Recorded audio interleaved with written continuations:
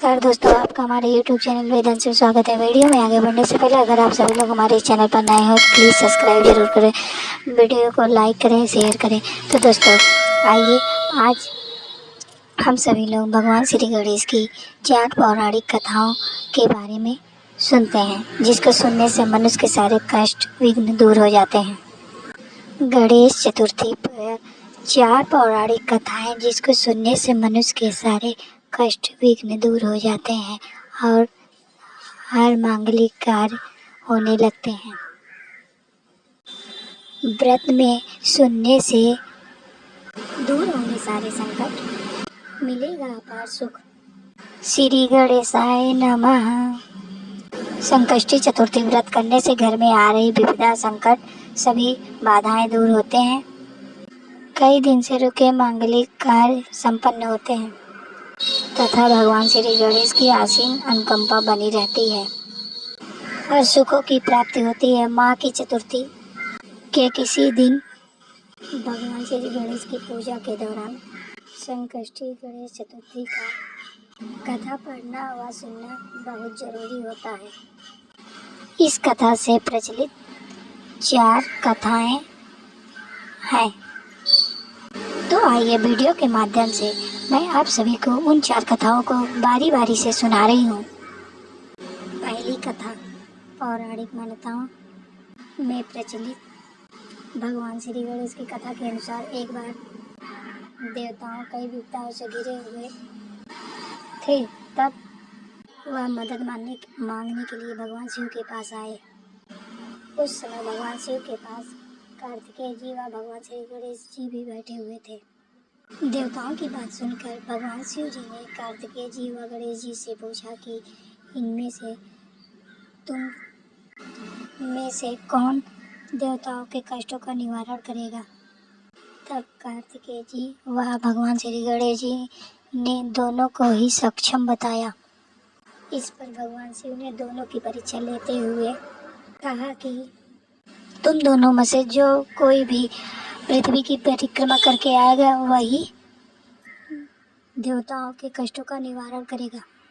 भगवान शिव के मुख से ऐसी बात सुनकर तब कार्तिकेय जी ने अपने मोर वाहन पर सवार होकर पृथ्वी की परिक्रमा के लिए निकल पड़े। परंतु गणेश जी सोच में पड़ गए। वह चूहे की पीठ पर पूरे पृथ्वी की परिक्रमा करेंगे तो इसमें बहुत देर हो जाएगा। तब उन्हें एक उपाय सूझा। भगवान गणेश जी उठे अपने स्थान से और अपने माता पिता यानी कि भगवान शिव और माँ पार्वती की 7 परिक्रमा करके वापस बैठ गए। उधर परिक्रमा करके कार्तिकेय जी स्वयं को विजेता बताने लगे। तब भगवान शिव जी ने गणेश जी से पृथ्वी की परिक्रमा न करने का कारण पूछा। तब भगवान श्री गणेश जी ने माता पिता के चरणों में ही स्वर्ग बताया। माता पिता के चरणों में समस्त लोक वास करता है। यह सुनकर भगवान शिव ने गणेश जी को देवताओं के कष्टों को, संकटों को दूर करने को कहा। इस प्रकार भगवान शिव जी ने गणेश जी से कहा कि चतुर्थी के दिन, संकष्टी चतुर्थी के दिन जो कोई भी शाम को चंद्रमा को अर्घ्य देकर उसके तीनों ताप यानी कि दैविक, दैहिक, भौतिक ताप दूर होंगे। इस व्रत को करने से व्रती के सभी कष्ट, संकट दूर होंगे और उसे भौतिक सुखों की प्राप्ति होगी और चारों तरफ मनुष्य की सुख समृद्धि बढ़ेगी। पुत्र पौत्रादि धन वैभव की कमी नहीं होगी। इस प्रकार पहली कथा समाप्त। तो सभी भक्तजनों प्रेम से बोलिए श्री गणेश महाराज की जय। अब आइए दोस्तों दूसरी कथा के तरफ चलते हैं। गणेश चतुर्थी व्रत की दूसरी कथा।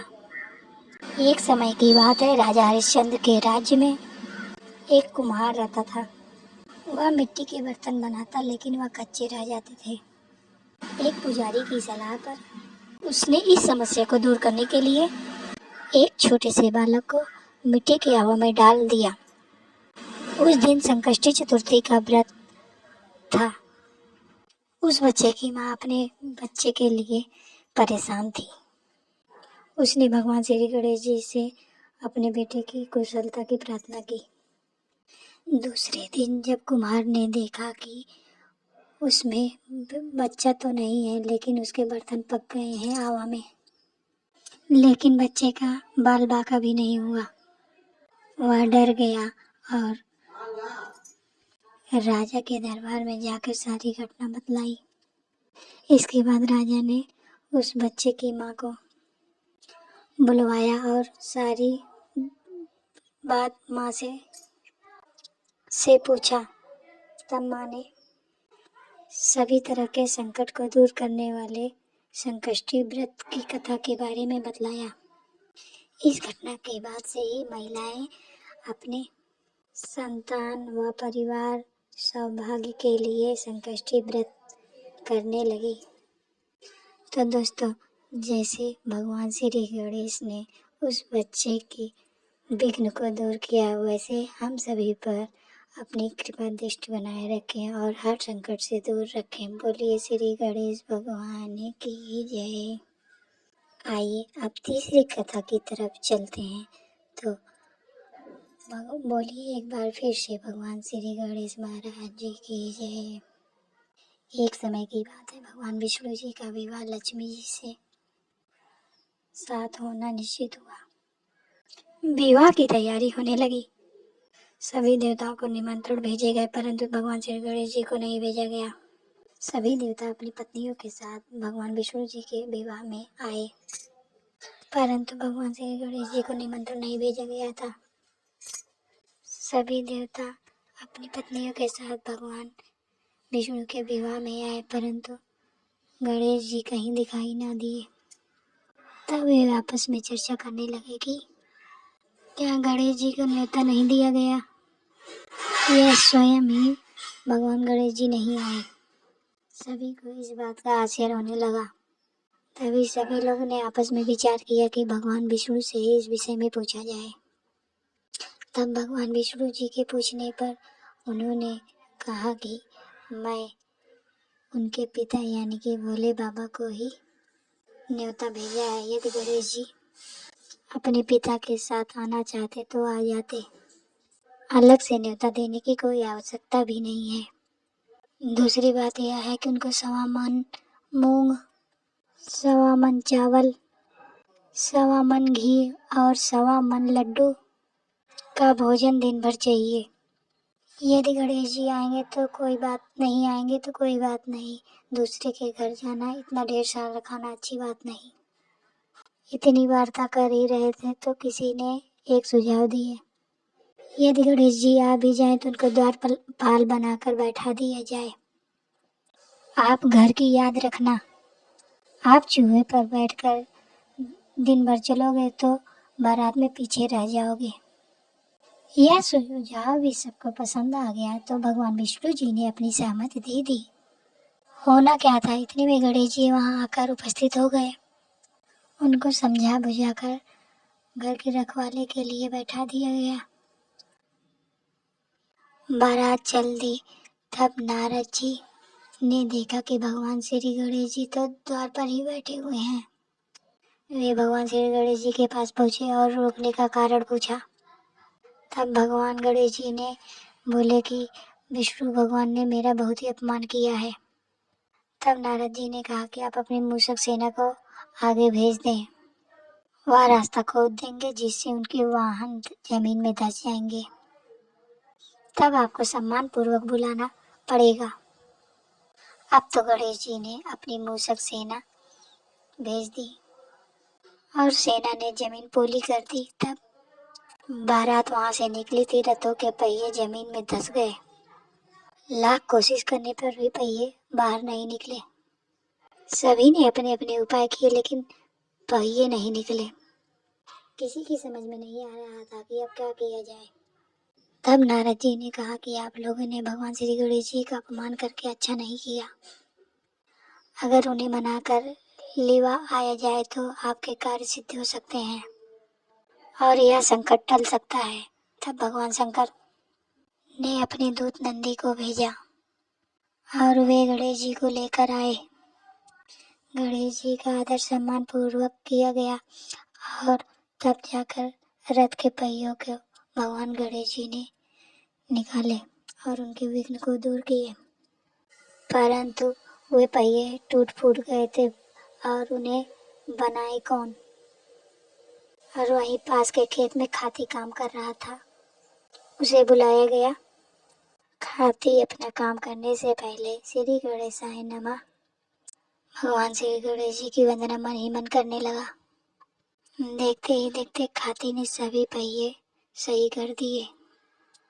तब खाती ने कहने लगा कि सभी देवताओं से कि आप सभी ने सर्वप्रथम भगवान श्री गणेश जी का आवाहन नहीं किया, इसीलिए आपके साथ यह संकट आया।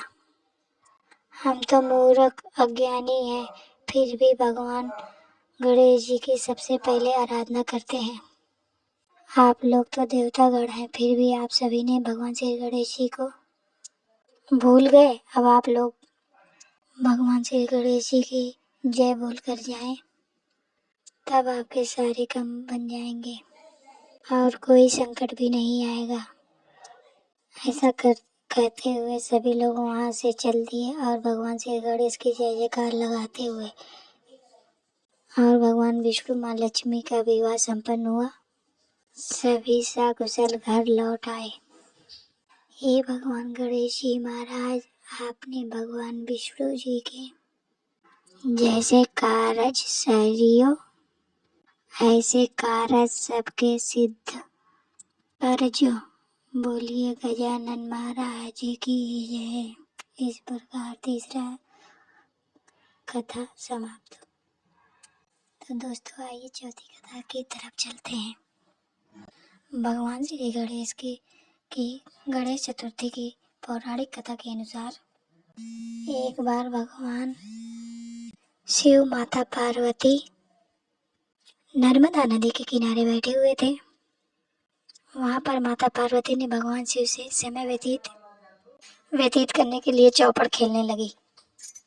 परंतु इस खेल में हार और जीत का फैसला कौन करेगा, यह प्रश्न उनके समक्ष उठा। तो भगवान कुछ दिन के एकत्रित कर उसका एक पुतला बनाकर उसकी प्राण प्रतिष्ठा कर दी और कहा, बेटे जब हम चौपड़ खेलने लगे चाहते हैं, लेकिन उसके हार और जीत की फैसला करने वाला कोई नहीं है, इसलिए तुम बताना कि कौन हारा और कौन जीता। उसके बाद भगवान शिव और माता पार्वती चौपड़ खेलना प्रारंभ कर दिए। यह खेल 3 बार खेला गया। संयोग से तीनों बार माता पार्वती ही जीत गई। खेल समाप्त होने पर बालक से हार और जीत का फैसला के लिए कहा गया। तब उस बालक ने महादेव को विजयी बताया। यह सुनकर माता पार्वती क्रोधित हो गई और क्रोधित होकर माँ ने उसे बालक को श्राप दिया कि तुम लंगड़े और कीचड़ में सदा पड़े रहोगे। बालक ने माता पार्वती से माफी मांगी और कहा, मुझसे अज्ञानतावश ऐसा हुआ है, मैंने किसी द्वेष भाव से ऐसा नहीं किया है। बालक द्वारा क्षमा मांगने पर माता पार्वती ने कहा कि गणेश पूजन के लिए यहाँ नाग कन्याएं आएंगी, उनके कहे अनुसार तुम गणेश व्रत करो, ऐसा करके तुम मुझे प्राप्त करोगे। यह कहकर माता पार्वती भगवान शिव जी के साथ कैलाश और पर्वत पर चली गई। 1 वर्ष बाद उस स्थान पर नाग कन्याएं आई। तब नाग कन्याएं से श्री गणेश जी के व्रत की विधि मालूम करने पर 21 दिन तक लगातार उस बालक ने भगवान श्री गणेश जी का व्रत किया। उसकी श्रद्धा भाव से भगवान श्री गणेश जी प्रसन्न हुए। उन्होंने उस बालक से मनवांछित फल मांगने को बोला। तब उस बालक ने बोला, हे विनायक, मुझे इतनी शक्ति दीजिए कि मैं अपने पैरों से चलकर अपने माता पिता के कैलाश पर्वत पर पहुंच सकूं। और वे यह देखकर प्रसन्न हुए। तब बालक को वरदान देकर भगवान श्री गणेश जी अंतर्ध्यान हो गए। इसके बाद वह बालक कैलाश पर्वत पर पहुंच गया और कैलाश पर्वत पर अपनी कथा भगवान शिव को सुनाई कि चौपड़ खेलने वाले के दिन से माता पार्वती शिव जी से विमुख हो गई थी। इस व्रत के प्रभाव से माता पार्वती के मन से भगवान शिव जी से जो नाराजगी थी वह समाप्त हो गई थी।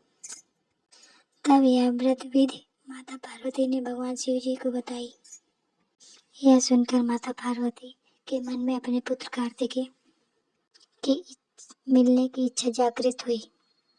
तब माता पार्वती ने 21 दिन तक भगवान श्री गणेश जी के संकष्टी चतुर्थी व्रत का पालन किया और दूर्वा फूल लड्डुओं से श्री गणेश जी का पूजन अर्चन किया। व्रत के 21वें दिन कार्तिकेय जी स्वयं माता पार्वती से मिलने के लिए आए। उसी दिन से श्री गणेश चतुर्थी का यह व्रत संपूर्ण जगत में मनाया जाने लगा, जो कि हर मनोकामना पूरी करने वाला, संकटों को दूर करने वाला, मनुष्य के समस्त सुख सुविधाओं को प्राप्त होने वाला माना जाने लगा। ऐसे ही भगवान श्री गणेश, माता पार्वती और महादेव अपनी कृपा दृष्टि पूरे परिवार को ऊपर बनाए रखें। बोलिए श्री गणेश जी महाराज की जय। दोस्तों, अगर कुछ गलती भूल चूक हुई हो तो इसके लिए क्षमा करिएगा।